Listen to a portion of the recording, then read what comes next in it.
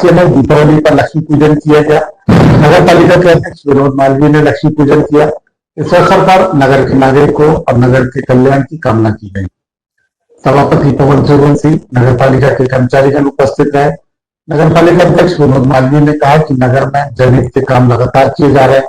नागरिकों को कोई कष्ट न हो, इसके लिए नगर पालिका काम कर रही है।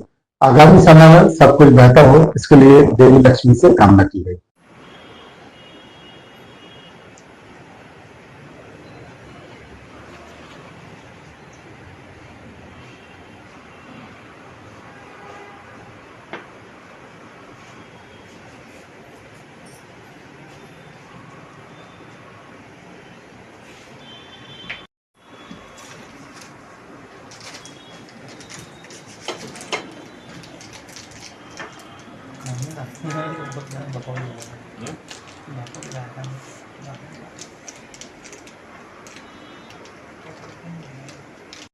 छिंदवाड़ा से न्यूज एससीपी भारत से संजय पहाड़ी की रिपोर्ट।